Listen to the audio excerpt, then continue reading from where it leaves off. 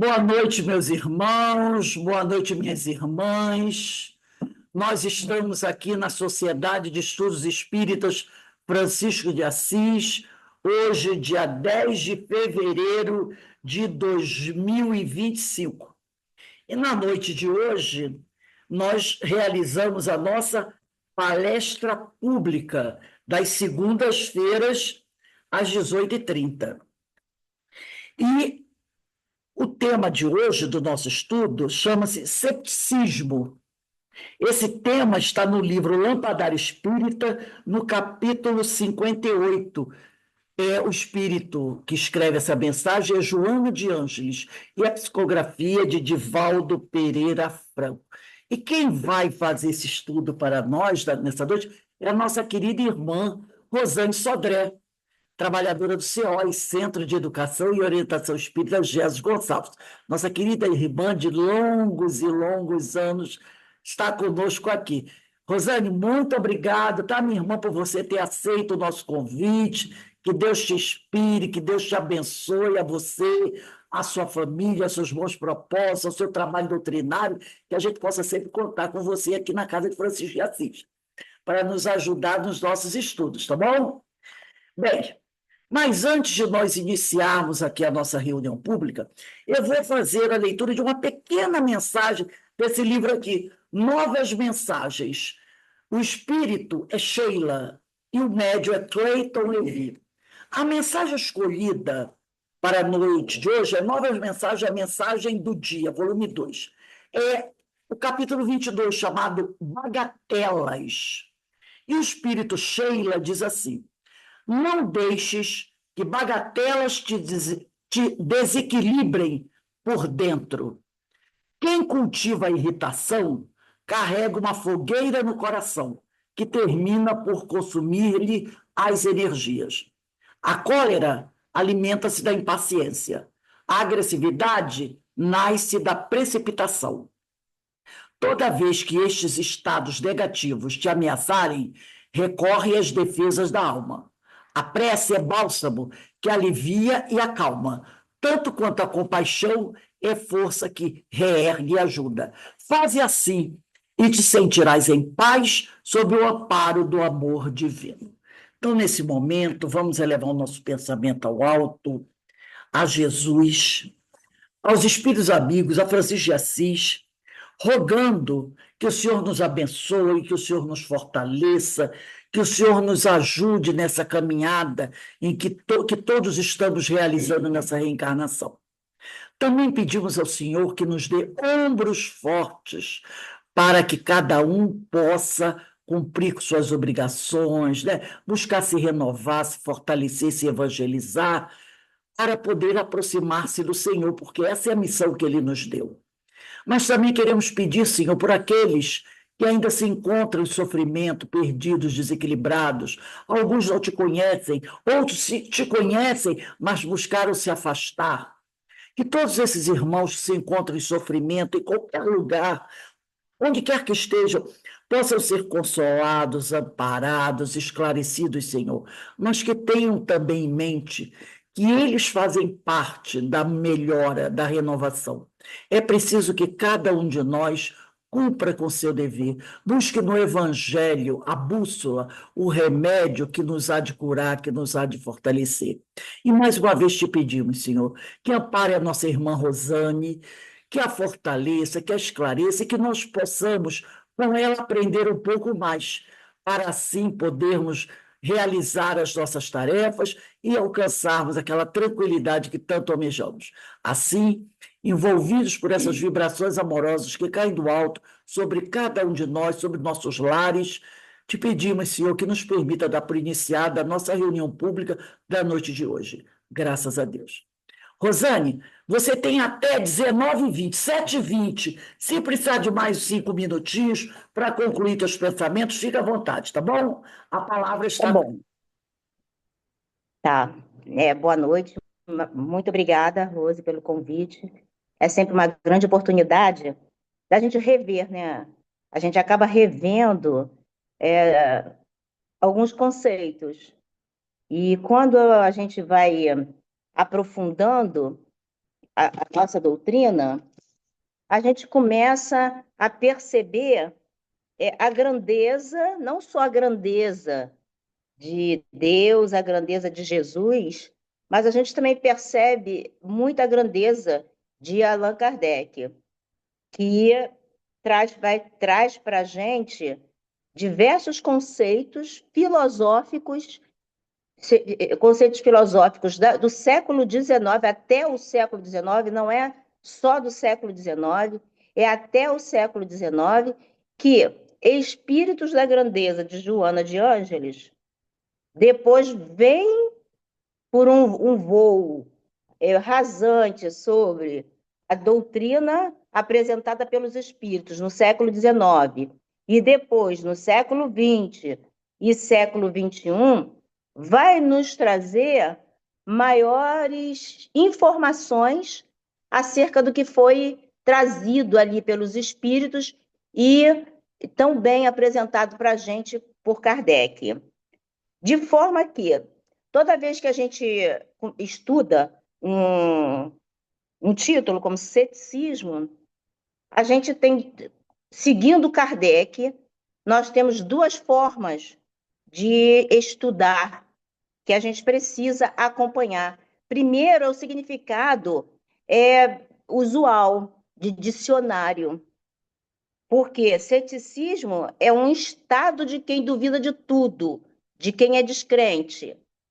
O indivíduo cético ele se caracteriza pela predisposição constante para a dúvida, para a incredulidade. Mas Kardec, ele sempre nos traz, e ele vai falar também um pouco sobre o ceticismo, e eu vou mostrar mais à frente para vocês, ele vai trazer a luz sempre da filosofia. Por quê? Porque a filosofia nos inspira ao pensamento lógico. Foi assim que Kardec trabalhou o tempo inteiro. Não foi com pensamento religioso que ele iniciou esse trabalho. Ele iniciou um trabalho muito grande, filosófico, de pensamentos de grandes filósofos de todos os tempos. Todos os tempos. E no século XIX, depois, quando ele vai falar sobre a moral, que aí ele já vai trazer, os espíritos já trazem para ele Jesus como modelo e guia da humanidade, ele vai trabalhar a moral cristã. Ele vai apresentar para a gente a moral cristã, aquilo que vai nos levar ao caminho, à verdade e à vida. Por quê? Porque o ceticismo é também um sistema filosófico que foi fundado lá em 318, mais ou menos 272 antes de Cristo. Esse filósofo grego, que era Pirro, né? Ele tinha a afirmação de que o homem não tem capacidade de atingir a certeza absoluta sobre uma verdade ou um conhecimento específico sobre, né? E isso a gente percebe que, ao longo do tempo, os homens, os filósofos, até mesmo historiadores e todos aqueles que depois se dizem cientistas, eles vão dar os seus conceitos. Mas é dentro da filosofia espírita que nós vamos trabalhar o quê? Que a verdade absoluta, só Deus a tem. Nós não temos, nós não vamos chegar a essa certeza, essa verdade absoluta, a certeza absoluta que o Espiritismo nos traz, e da qual nós jamais devemos nos afastar, da existência de Deus como a causa primeira, que é sempre o trabalho dos filósofos. Eles estão sempre buscando a causa causal, aquela causa que causou tudo. Por isso é que, muitas vezes, a gente precisa estudar, porque no conceito filosófico, o espírita, ele tem que seguir um pouco o ceticismo. Por quê? Porque o espiritismo nos convida ao estudo, ao pensamento lógico, à busca incessante da verdade como modelo nosso mestre, Jesus. Mas uma verdade relativa, que Jesus veio nos trazer num tempo e nos promete o Consolador. Porque o Consolador, ele que é a nossa doutrina, que é, segundo nós, né, é o Consolador, é o Espiritismo, ele vai nos trazer maior fonte de pensamento crítico. Por quê? Porque ele já vem depois de diversos pensadores, de diversos espíritos que abriram as portas para que nós hoje estivéssemos aqui. Ou seja, o ceticismo, em termos filosóficos, ele é aquele que se opõe a dogma. Ele se opõe. Então, nós espíritas, por quê? A gente começa a perceber. Antes eu achava assim, não, eu não sou cética, eu acredito. Eu acredito em muitas coisas. Sim, não sou cética segundo o significado vulgar. Mas, segundo o significado filosófico, eu preciso estar sempre estudando, questionando. Por quê? Porque o ceticismo ele é no extremo, o extremo oposto a ele se encontra o quê? O dogma. O dogma que inicia com toda a sua, com a sua potência na Idade Média, né, com a Igreja Católica, que é um termo, mas é um termo de origem grega, que significa o que se pensa é verdade. Só que durante toda a nossa experiência cristã da Idade Média, nós, que foi nesse tempo em que a Igreja Católica ela assume como sendo detentora das verdades do Cristo, o dogma passa a ter um fundamento religioso.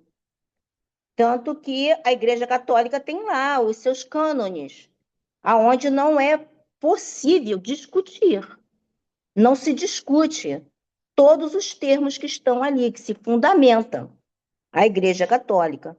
Por isso é que lá no Evangelho, Kardec vai nos dizer quais são os pontos do Evangelho de Nosso Senhor Jesus Cristo que os espíritos vão nos trazer maior conhecimento, que são justamente aqueles que vão implicar em melhoria da nossa moral.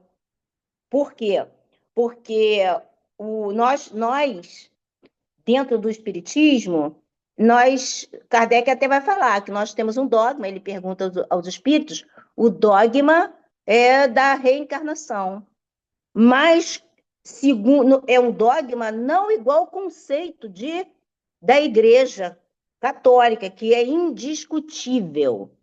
Não, nós discutimos a religião, o Espiritismo traz a reencarnação como princípio.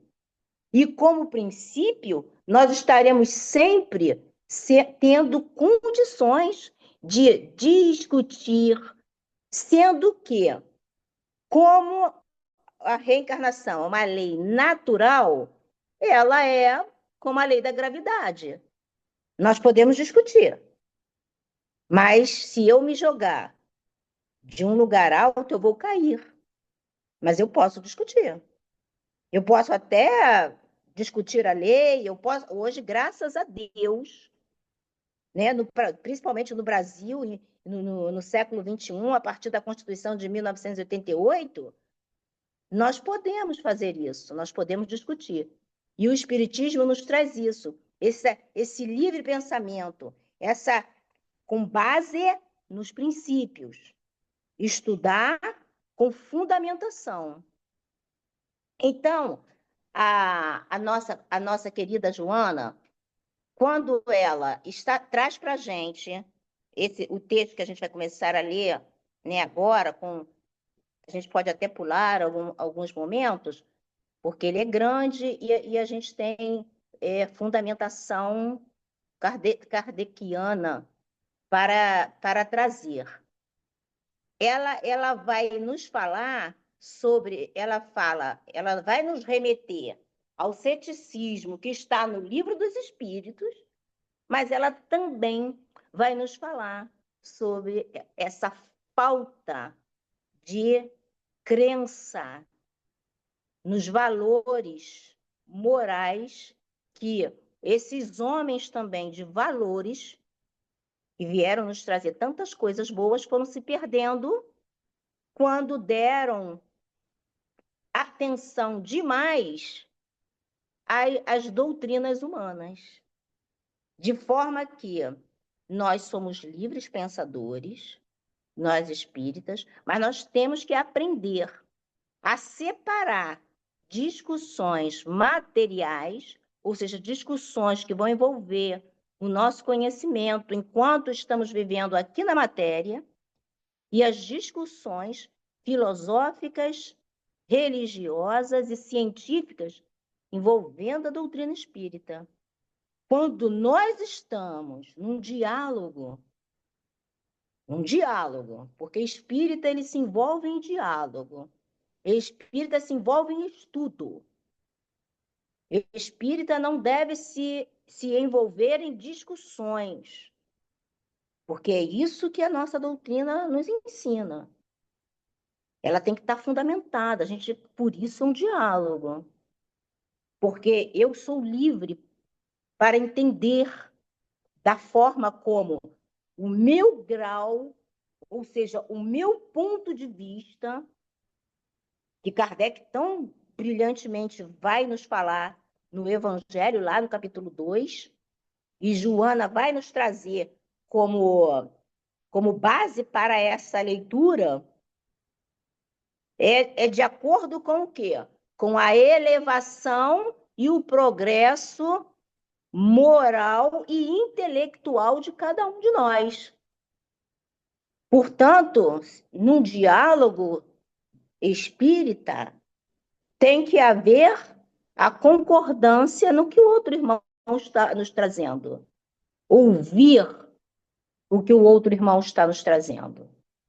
Para que, a partir do nosso raciocínio lógico, nós fiquemos com aquilo que não coloque as nossas bases filosóficas e científicas em perigo. Porque a gente estudando cada palavra que está na doutrina espírita, se a gente estudar, a gente percebe que Kardec, ele colocou essas palavras, ele intuído e coordenado pelos espíritos que estavam sendo orientados pelo Espírito Verdade, para que a gente pensasse nisso, para que a gente não se deixasse mais ter essas modificações de palavras que pudessem arrastar os princípios da nossa doutrina. Que a gente permaneça forte, e mesmo que a gente tenha que se quedar silente, para que a gente não destrua as bases da nossa doutrina. É assim que ela vai viver, como vive hoje as palavras do Cristo. Assim como vive o Cristo, tudo que o Cristo disse, em termos morais, é assim que a gente deve defender a nossa doutrina.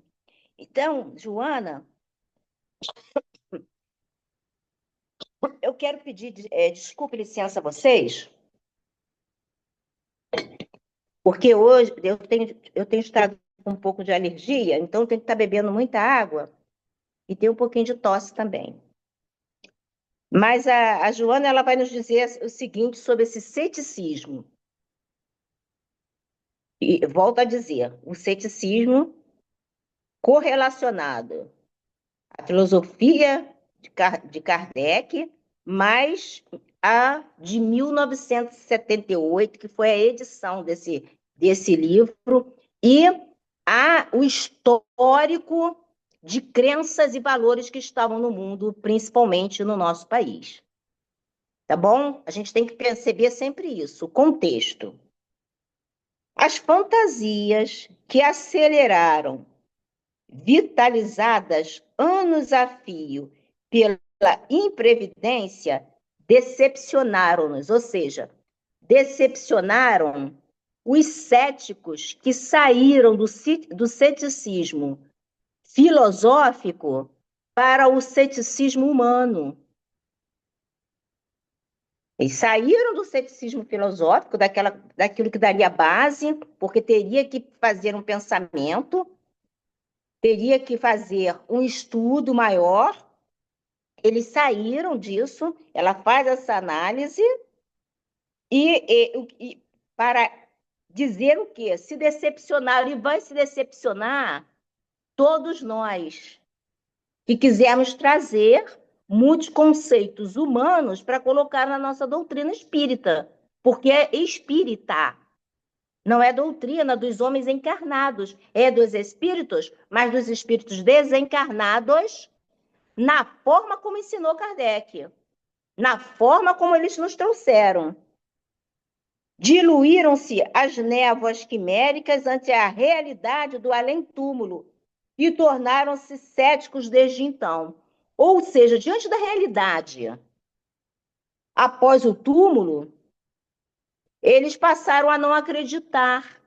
Acreditar em quê? Naquilo que era bom para eles acreditar enquanto estavam envolvidos com os benefícios dos dogmas introduzidos pela Igreja Católica ou pelo cristianismo, vamos dizer assim, para que a gente não fale, né, exclusivamente de um ente cristão. Os nossos irmãos, que ela está falando aqui, foram aqueles que se deixaram se envolver. E a gente se deixa envolver porque nós vamos em cima de quê? De pensamentos que vão nos privilegiar de acordo com os sentimentos e aquilo que eu já conquistei.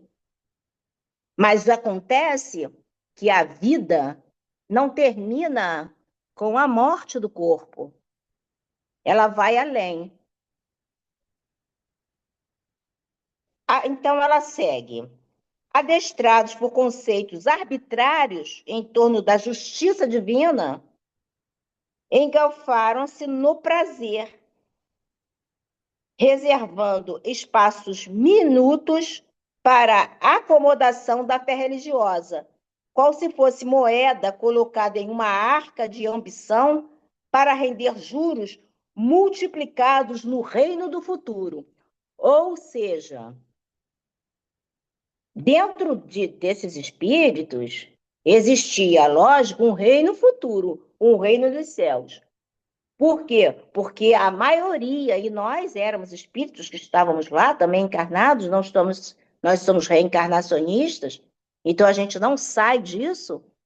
Nós comprávamos o nosso reino de Deus, nós comprávamos, porque isso era bom para a gente.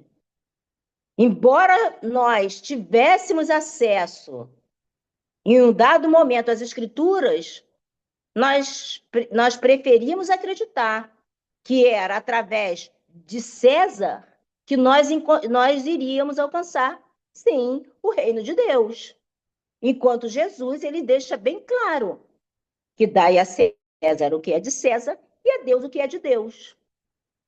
E depois, conforme diz até Joana de Ângeles na série psicológica, a gente começa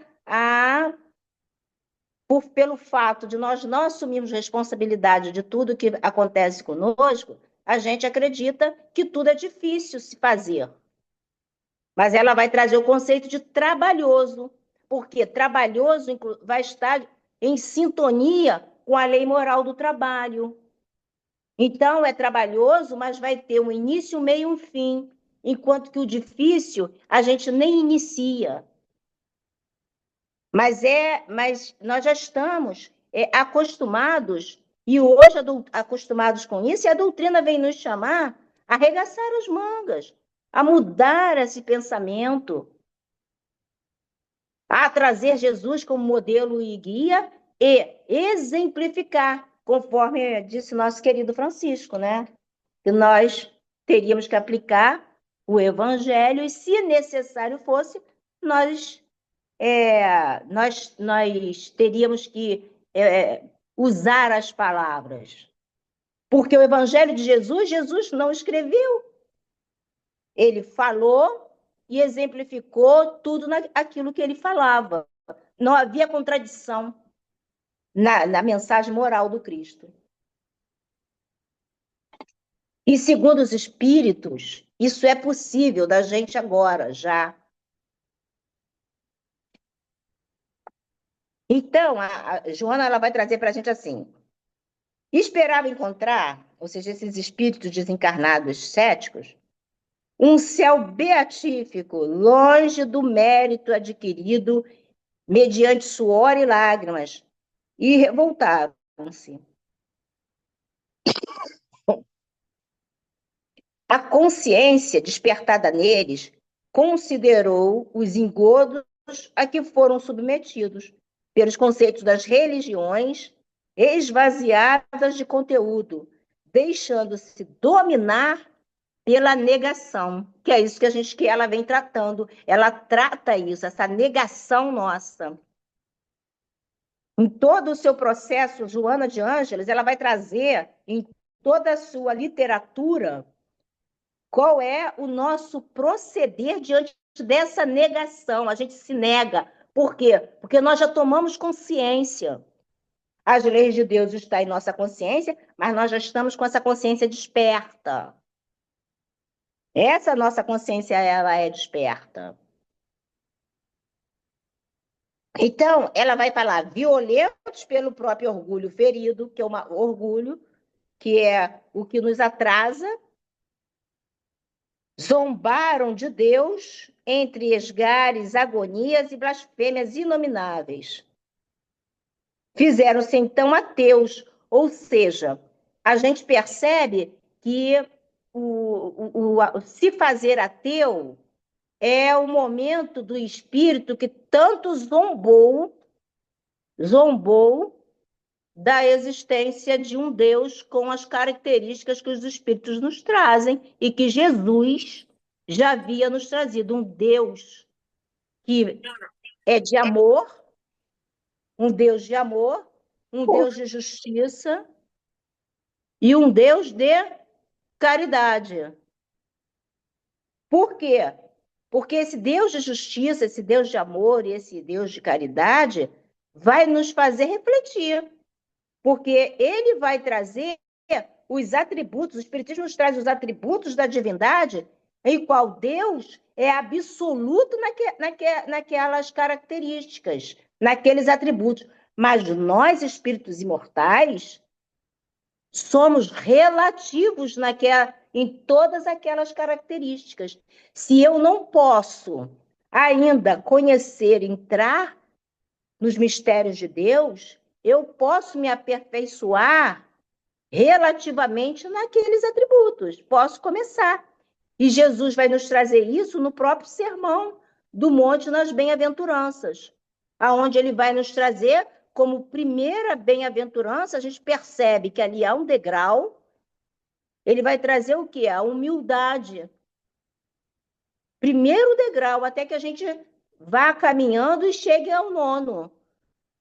Depois de apresentar as virtudes, 7 virtudes, e depois mais um segundo momento onde nós já teríamos aquelas virtudes, ou seja, a partir de sermos espíritos puros, aí ele, depois disso, depois das bem-aventuranças, aí ele vai trazer para a gente a dilação, ele vai dilatar o Sermão do Monte, para nos dizer como nós vamos fazer isso.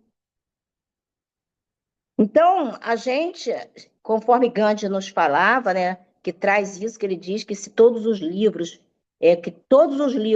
da Bíblia se perdessem e nós já tivéssemos o Sermão do Monte, mesmo assim nós teríamos tudo, realmente nós teríamos tudo. Porque ali um exemplo de como viver bem.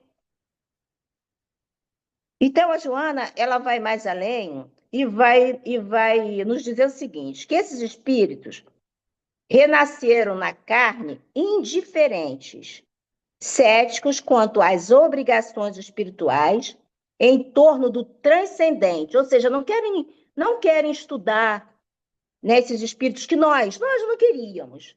Hoje nós estamos aqui trabalhando, estudando, para que o transcendente esteja em nós, para que em novas encarnações nós estejamos mais conscientes. Por quê?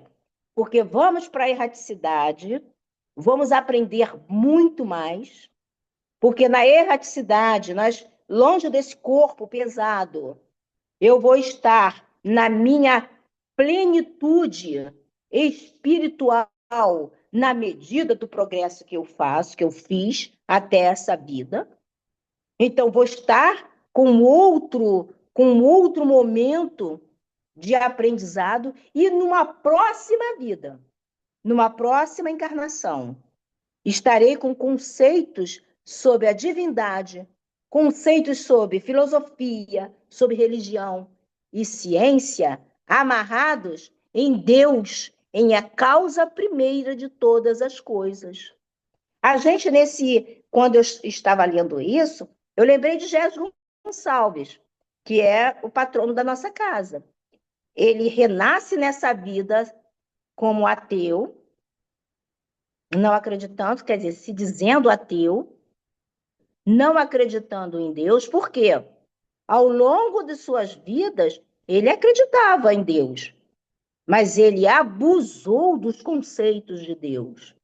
Abusou para fazer o que ele queria, o que aquele espírito, na sua individualidade, acreditava que era bom para ele.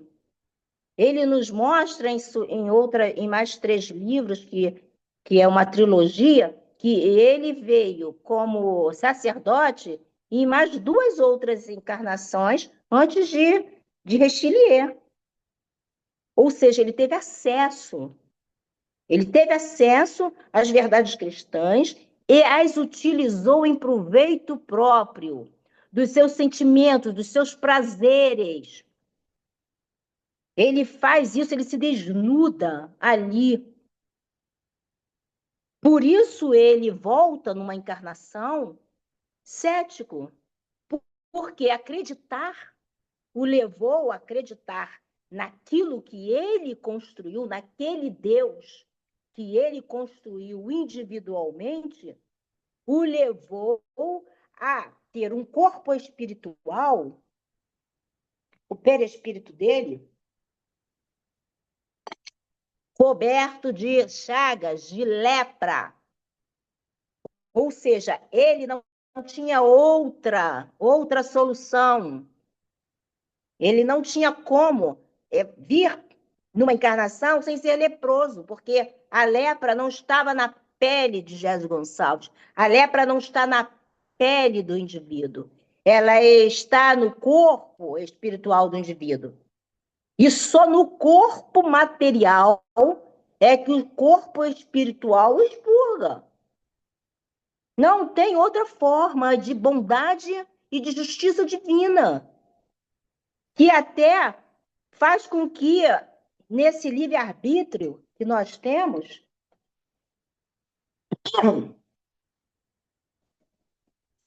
a gente não acredite em Deus. Porque se a gente acreditar, nós vamos acreditar na forma que nós acreditamos e não vamos fazer a nossa grande evolução. E ele evoluiu moralmente, mesmo sem acreditar, se dizendo não acreditar em Deus. Mas dentro dele, ele buscava a força que a gente sabe que tem dentro de nós. Por quê? Porque nós somos frutos, nós somos sementes de Deus divina. Nós somos o fruto do amor. A centelha divina que está em nós é o amor. Emmanuel vai trazer isso para a gente no livro Pensamento e Vida, no item 30. aonde ele vai nos dizer que Deus ama, do germe ao arcanjo que acompanha a evolução desse germe com a mesma intensidade. Ele não faz distinção isso na criação. Ele ama. E nós fomos feitos, fomos criados com a semente desse amor divino. E vamos ter fatalidade. Nós vamos desenvolver esse amor. E é isso que a Joana, nesse tema para a gente, ela me fez pensar cada vez mais nesse amor, nessa vontade que muitas vezes eu estudando, às vezes eu estudo, e às vezes eu já perguntei, entrei para assim, meu Deus, será que eu comecei a achar que eu já fui melhor? Porque eu falei assim, eu estou estudando tanto, será que eu já fui melhor?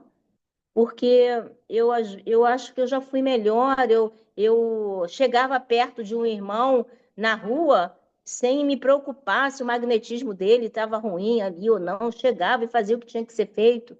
Hoje eu já penso muito, mas isso é fruto de um conhecimento que só o Espiritismo pode nos trazer. E ela me mostrou que o caminho a seguir. Porque a gente pode sim, a gente pode chegar a este ceticismo, que não é o ceticismo filosófico. A gente pode, quando a gente começa a questionar muito, fugindo um pouco desse fundamento. Foi isso que Joana percebeu nesses irmãos espirituais que ela traz aqui para a gente, que vieram com missões belíssimas. E ela vai nos dizer o seguinte, que apesar disso, carrego inevitavelmente no imo o germe vivo da crença espontânea, desde que o nada não tem substância alguma. E lá no, no Livro dos Espíritos, o Kardec vai falar sobre o nada, né? E nesse nada, ele também vai falar alguma coisa sobre o ceticismo. A 958, que ele vai falar o nada é a vida futura, ele pergunta aos espíritos, por que tem um homem instintivamente horror ao nada? Eles respondem, porque o nada não existe. E na 959, Kardec amplia essa questão e vai perguntar, de onde nasce para o homem o sentimento instintivo da vida futura? Ou seja, o que ela está colocando aqui para a gente. Aí os espíritos respondem, já temos dito. Antes de encarnar, o espírito conhecia todas essas coisas. E a alma conserva uma vaga lembrança do que sabe, do que viu no estado espiritual. Só que, infelizmente, quando a gente vem para a Terra, a gente fica muito deslumbrado com as ideias materiais. Por isso é que Jesus diz para a gente, olha, não se iludam. Não é possível agradar a Deus e a Mamon. A Mamon compreendendo tudo o que está nas leis humanas. Porque ou a gente vai agradar um ou vai agradar o outro. Portanto, amai a Deus sobre todas as coisas, ou seja, cumpra e faça as leis humanas sem desobedecer às leis de Deus. Porque as leis humanas, elas parecem muito boas num determinado momento e depois, mais adiante, elas não são tão justas.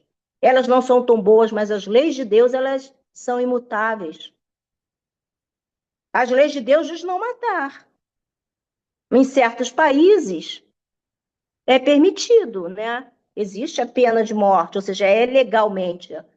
Mas se eu estiver com a lei de Deus, eu não vou matar, mesmo que que a lei me proteja.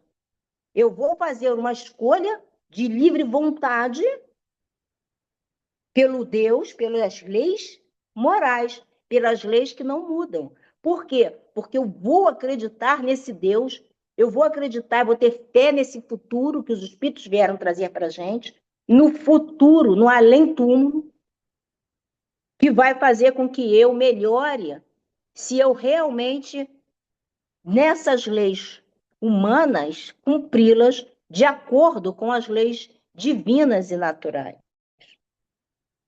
Então, Kardec, ele vai falar para a gente, e eu vou ler para vocês, depois que eu ler o que Joana vai trazer sobre alguns ditos céticos dos séculos 17, 18 e 19, até mais ou menos o século 20.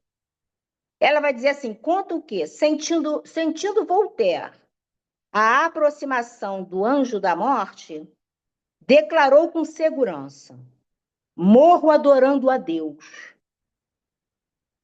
Asseveram que Augusto Strindberg, eu acho que é Strindberg, antes que a desencarnação o surpreendesse, explodiu: estou livre na vida e o meu saldo mostra que a palavra de Deus é a única certa. Voltaire, ele é um dos maiores nomes, né, do iluminismo, e Strindberg, ele foi romancista, foi historiador, então eram homens que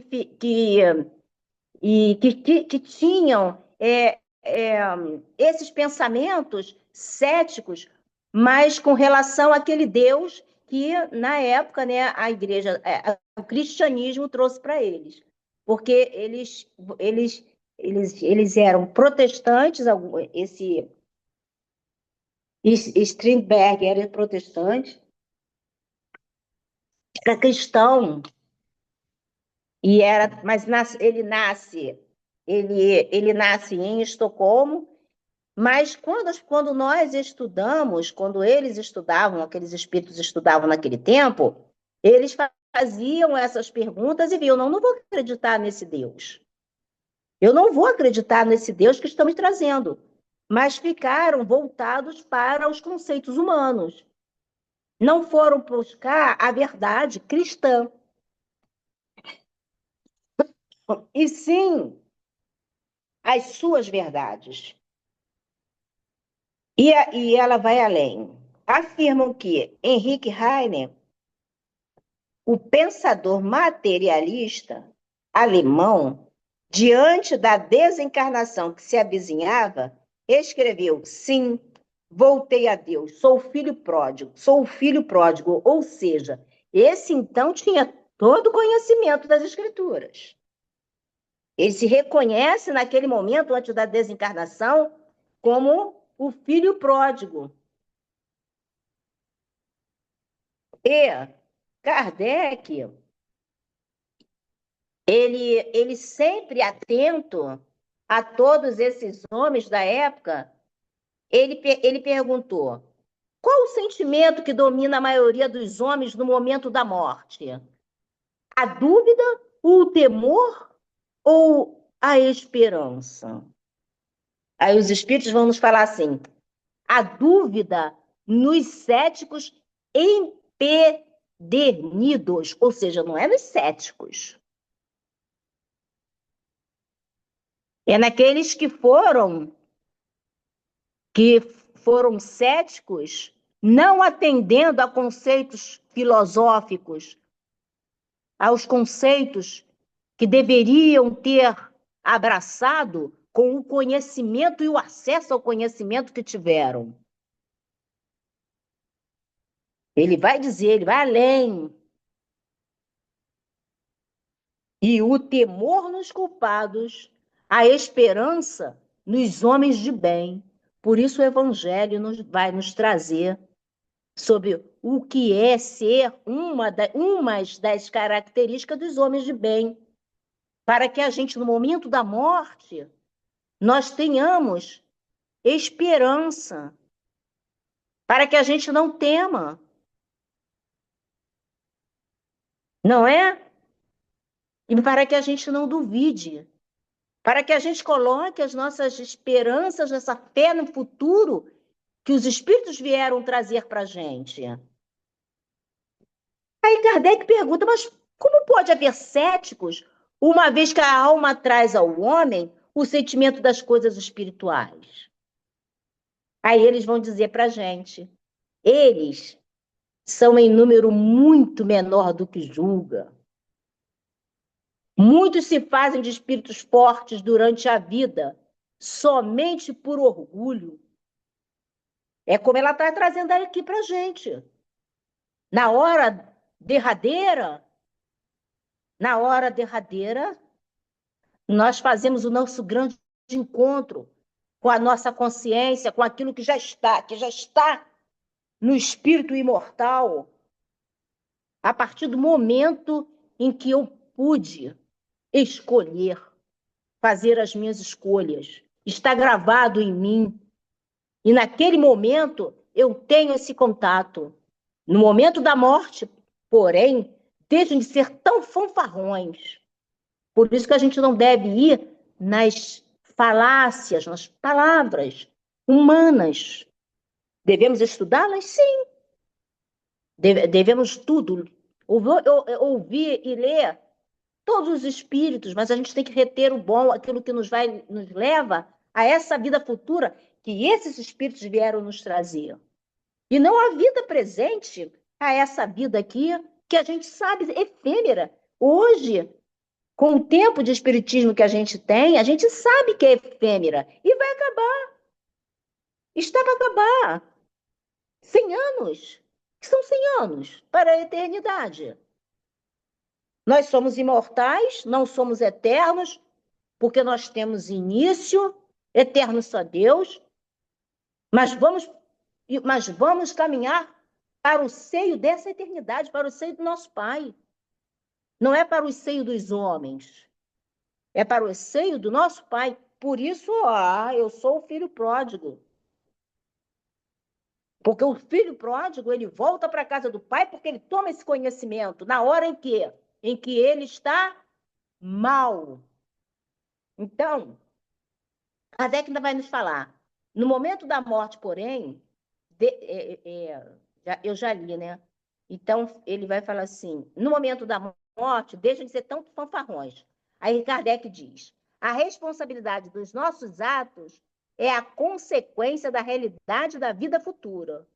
Diz-nos a razão, é a justiça, que na partilha da felicidade a que todos aspiram, não pode estar confundidos os bons e os maus. Não é possível que Deus queira que uns gozem sem trabalho de bens que outros só alcançam com esforço e perseverança. Isso, gente, é fé raciocinada. É fé raciocinada. E a Joana, ela vai dizer, vai continuar dentro dessas bases trazidas por Kardec. É que, quando Heine afirma que sou o filho pródigo, todos esses que ela fala são materialistas, né? Materialistas, entre aspas. É que o materialismo, por mais deseje consubstanciar a ideia do nada, esse nada se dilui na concepção fantasmagórica de uma própria ilusão negativa. A gota d'água é a miniatura do mar, mas a ele se agrega e nele se dilui. Assim como a gota d'água se agrega ao mar e se dilui, nós voltaremos ao nosso Pai, isso é fato. Quando, segundo Jesus, nem ele sabe, mas só o nosso Pai que está nos céus. Então, a proposta nossa é a gente não cair nas ilusões dos ensinamentos humanos, que a gente precisa saber, gente.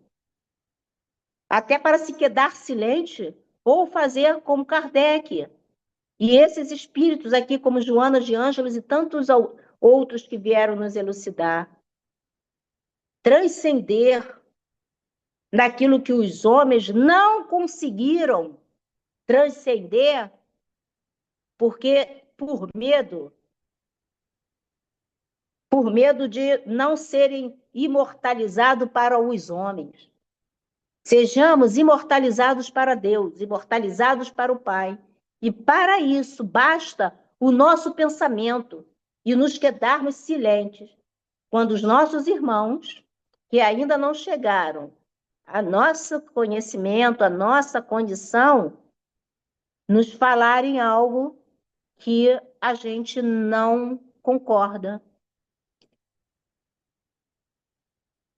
E ela vai adiante que o jasmim, modesto e nobre, se desejasse competir com outra flor, mesmo de espécie equivalente, teria suas características inalteradas. Então, que a gente não altere as nossas características, aprendendo no silêncio, na reflexão, na meditação, momento de se calar.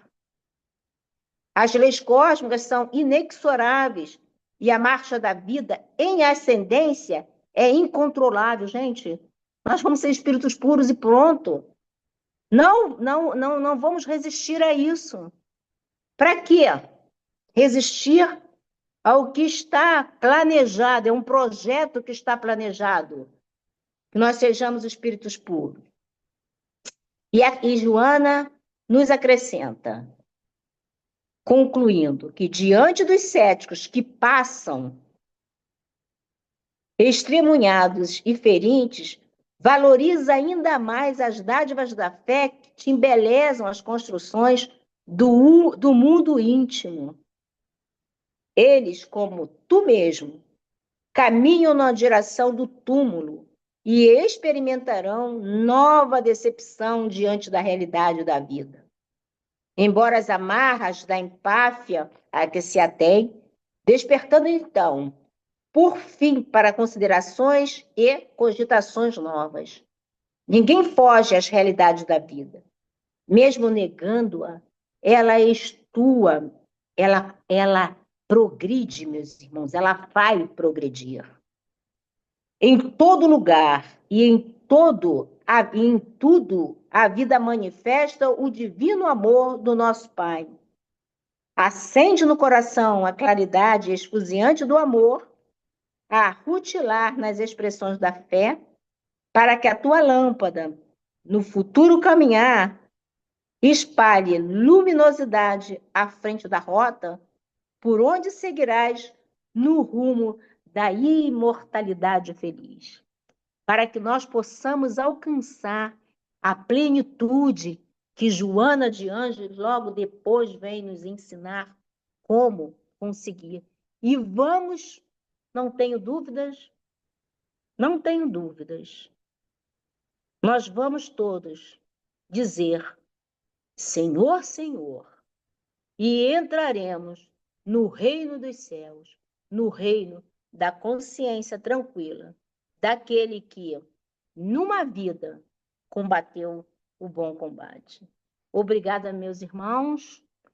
Há muita coisa que a gente pode estudar nessa doutrina e que nós possamos, a cada estudo, jamais tirar desse estudo o nosso Deus e o nosso querido mestre, o nosso modelo e guia, Jesus Cristo. Fique com ele, hoje, agora e sempre, nos aproximando cada vez mais para esse rumo que nós tanto esperamos aí, de regeneração. Obrigada, meus irmãos. Obrigado, minha amiga, pelo estudo, foi ótimo, muita reflexão a fazer. Muito obrigado mesmo, tá bom? Que Deus te abençoe e que possamos sempre ter você aqui conosco. Bem, meus irmãos, nós vamos encerrando aqui a nossa palestra da noite de hoje, não é? Com esse tema maravilhoso, ceticismo, que possamos trabalhar isso dentro de nós e sempre estarmos ligados ao Cristo, né? Para termos certeza que tudo vai dar certo. Já deu, né? Já deu, graças a Deus. Então, nós vamos encerrando. Eu vou pedir à minha irmã Iraci. Iraci, Minha amiga, você pode fazer a nossa prece de agradecimento, por favor? Liga seu microfone aí.